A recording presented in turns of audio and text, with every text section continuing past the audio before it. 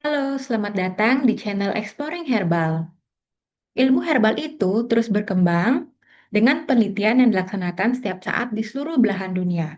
Channel ini membantu Anda untuk memilah dan menyajikan setiap informasi herbal yang terbaru dan juga terpercaya.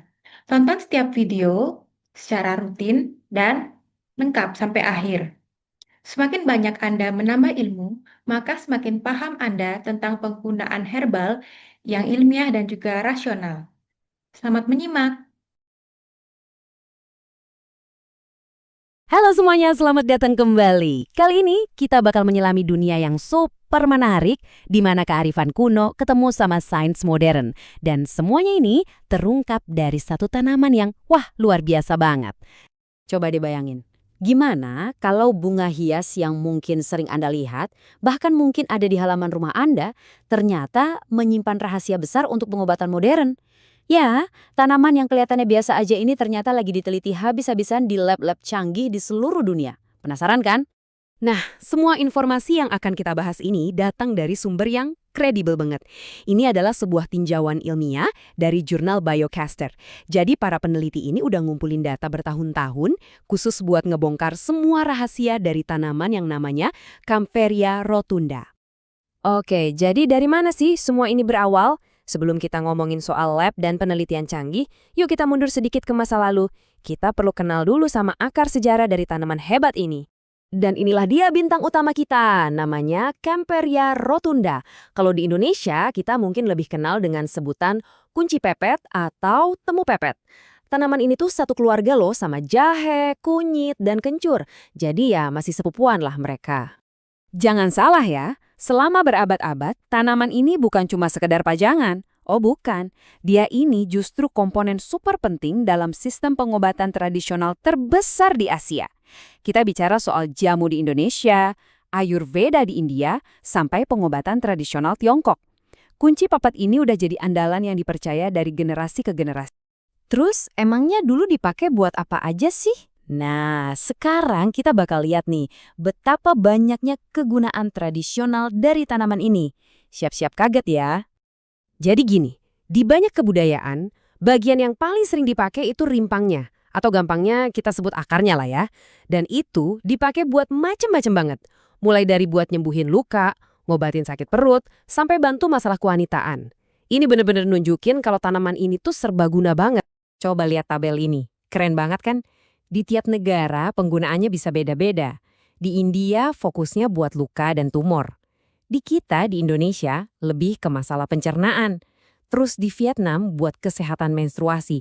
Gila ya, budaya yang beda-beda tanpa saling kontak ternyata nemuin manfaat yang beda-beda juga dari tanaman yang sama. Ini kayak mereka ngebuka kotak P3K alami dari tanaman ini tapi dari sisi yang berbeda. Keren banget ya tradisinya, tapi sekarang muncul pertanyaan paling penting. Kenapa bisa manjur? Nah, untuk jawab itu, kita harus ganti kacamata nih. Dari kacamata sejarah, sekarang kita pakai mikroskop. Yuk kita bedah kode kimia di dalam tanaman ini.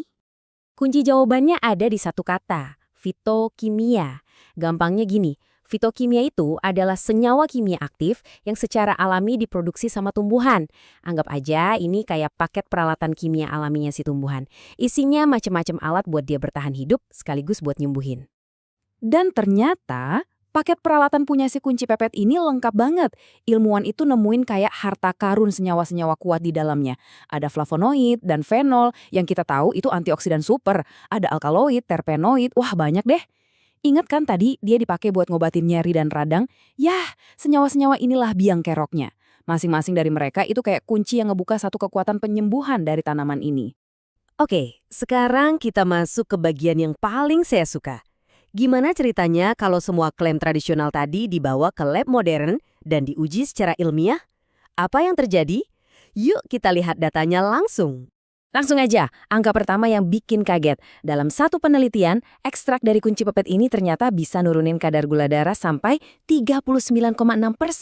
Ini bukti awal yang nunjukin kalau tanaman ini punya potensi besar buat bantu ngelola gula darah. Dan ada lagi, angka berikutnya juga nggak kalah gila. Ingat kan tadi tanaman ini dipakai sebagai pereda nyeri? Ternyata sains modern membuktikannya. Di lab ditemukan penurunan respons nyeri sampai 69,4%. Ini benar-benar pembuktian ilmiah dari apa yang nenek moyang kita udah tahu dari dulu.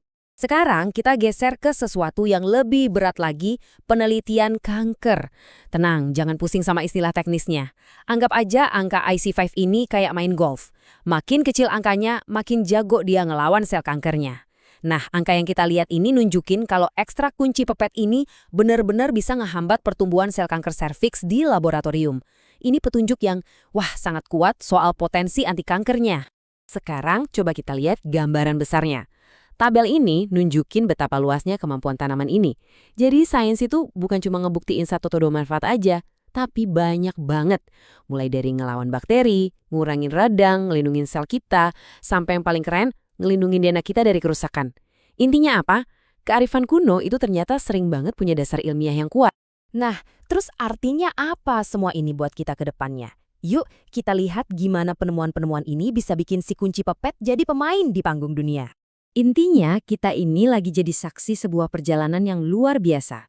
Sesuatu yang tadinya cuma dianggap omongan orang dulu atau pengetahuan turun-temurun, sekarang berubah jadi ilmu pengetahuan yang punya bukti kuat dan bisa dipertanggungjawabkan. Dan ceritanya belum selesai sampai di sini. Sama seperti yang dibilang para penelitinya sendiri, ini baru awal. Kutipan ini ngegasin kalau setiap penemuan baru itu malah bikin muncul lebih banyak pertanyaan lagi. Dan ini yang justru mendorong para ilmuwan buat gali lebih dalam lagi. Nah, ini yang bikin kita mikir di akhir. Si kunci pepet ini kan contoh sempurna ya, gimana alam sebenarnya udah nyiapin solusi buat banyak masalah kesehatan kita. Pertanyaan besarnya sekarang, kira-kira ada berapa banyak lagi kunci pepet lain di luar sana yang masih diam-diam nunggu untuk ditemukan dan diungkap rahasianya oleh sains?